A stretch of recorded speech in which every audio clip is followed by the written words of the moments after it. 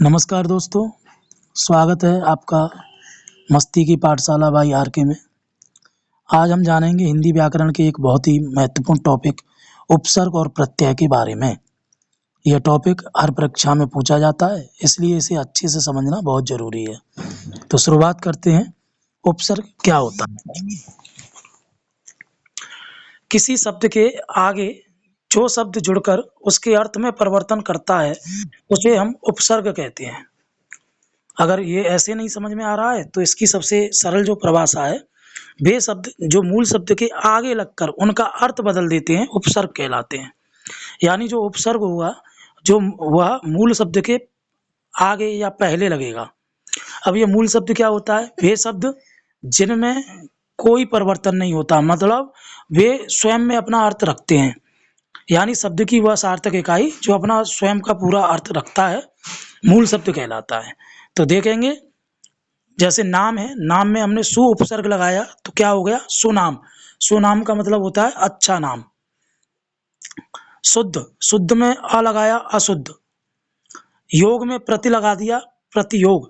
तो ये जो सु, आ और प्रति जो हमने लगाया है, ये मूल शब्द से यानी शब्द से पहले लगाया है, इसलिए ये उपसर्ग कहलाए। ठीक है, याद रखना है, उपसर्ग हमेशा शब्द के आरंभ में जुड़ते हैं। ठीक है, अब बात करते हैं सामान्य उपसर्गों के उदाहरण की। ये उपसर्ग हैं जो अधिकतर परीक्षाओं में आते हैं। अ, अनु, प्रति, सु, निर, उप, परा, सम, वि आदि। उदाहरण: अनु प्लस करण, अनुकरण। वि प्लस चार, विचार। निर प्लस मल, निर्मल। अब बात करते हैं हम प्रत्यय की। प्रत्यय क्या होता है? किसी शब्द के अंत में जो शब्द जुड़कर उसके अर्थ या रूप में परिवर्तन करता है, उसे प्रत्यय कहते हैं। अथवा वे शब्द जो मूल शब्द के पीछे लगकर उनका अर्थ बदल दें, प्रत्यय कहलाते हैं। उपसर्ग में आगे लगता है, प्रत्यय में पीछे लगता है शब्द। जैसे अब इसमें क्या है? मूल शब्द है आपका बाल प्लस पन। पन क्या है? ये प्रत्यय है, तो क्या हो जाएगा? बालपन। लड़का प्लस ई बराबर लड़की। मीठा प्लस ई, मिठाई। याद क्या रखना है इसमें? प्रत्यय हमेशा शब्द के अंत में जुड़ते हैं, इस चीज का ध्यान रखना है। जो अधिकतर परीक्षाओं में पूछे जाते हैं, वे उपसर्ग जो है निम्न प्रकार से हैं: पन, ई, ता, वान, कार, वाला, मान, इत, का आदि। अब उदाहरण देखेंगे। दयालु प्लस ता, दयालुता। धनी प्लस पन, धनीपन, धनपन। काम प्लस कार, कामकार।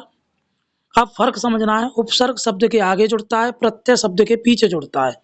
यह इसकी सबसे सरल ट्रिक है, ऐसा मान के चलिएगा। उदाहरण: आ प्लस ज्ञान, अज्ञान। ज्ञानी प्लस ता, अज्ञानता। ठीक है, अब जो मैं ये बताने जा रहा हूँ, ये बहुत ज़्यादा महत्वपूर्ण है। ये उन शब्दों का चयन मैंने इस वीडियो में किया है जहाँ उपसर्ग और प्रत्यय दोनों ही शब्द में लगे हुए हैं। जैसे अन्यायकारी, तो इसमें अन जो है वो उपसर्ग लगा हुआ है, न्याय जो है वो मूल शब्द है, और कारी जो है वह प्रत्यय है। ऐसे ही अपमानित।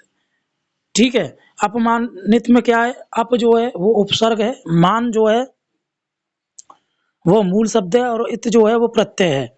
इस तरह से स्वतंत्रता, असुरक्षित, दुर्व्यवहार, गैर जिम्मेदारी, लापरवाही, अपरिचित, प्रारंभिक और अविश्वसनीय। इसकी अगर आपको पीडीएफ चाहिए तो कमेंट में लिख देना कि पीडीएफ चाहिए, तो उन्हीं बच्चों को पीडीएफ प्रोवाइड करा दी जाएगी। अब बात करते हैं संस्कृत के 22 मूल उपसर्ग की, जो कि हिंदी में भी 22 ही उपसर्ग जो मेन है, बहुत ज़्यादा महत्वपूर्ण है, वो 22 उपसर्ग माने गए हैं। ये 22 उपसर्ग कौन से हैं? पहला देखेंगे प्र यानी अधिक, आगे, प्रबल, प्रयास, प्रचार। ये इसके प्रबल, प्रयास, प्रचार ये इसके नए शब्द हैं। प्रा से परा, अप, सम, अब, निस, दुस, वि, नि, अधि, अति, सु, उत, अभि, प्रति, परि, उप, अनु, अपि, अ, इति। वीडियो ज़्यादा लंबा हो जाएगा, इसलिए मैं इनके बारे में ज़्यादा डीपली नहीं जा रहा हूँ। जैसे मान के चलिए, इसमें उप उपसर्ग है। उपसर्ग का अर्थ होता है निकट। ठीक है, तो इससे बनने वाले शब्द बनेंगे उपकार, उपनाम, उपदेश। अब हिंदी के महत्वपूर्ण प्रत्ययों की सूची। प्रत्यय 2 प्रकार के होते हैं, ध्यान रखना है। प्रत्यय 2 प्रकार के होते हैं, तदित प्रत्यय और कृत प्रत्यय। ठीक है, कृत प्रत्यय वे होते हैं जिनके साथ क्रिया का संबंध होता है, उन्हें कृत प्रत्यय कहते हैं। तदित प्रत्यय वे होते हैं जो संज्ञा, सर्वनाम या विशेषण के साथ जुड़ते हैं। ठीक है, इन दोनों का विशेष ध्यान रखना है। तो कृत प्रत्यय में अक, अन, आव, आई, आल, ता, ई, कर, नी, ये बहुत ज्यादा महत्वपूर्ण हो जाते हैं। तदित प्रत्यय में ता, त्वा, ई, इत, ई, पन, इला, इक। ठीक है, तो ये हमें ध्यान रखना है। तो दोस्तों, अब आपको समझ में आ गया होगा कि उपसर्ग और प्रत्यय क्या होता है। अगर यह वीडियो अच्छा लगा हो तो लाइक करें, कमेंट करें, और समझ में आ गया सर ऐसा कमेंट बॉक्स में जरूर लिखें। शेयर करें दोस्तों के साथ, और चैनल को सब्सक्राइब करना ना भूलें। जय हिंदी, जय व्याकरण। धन्यवाद।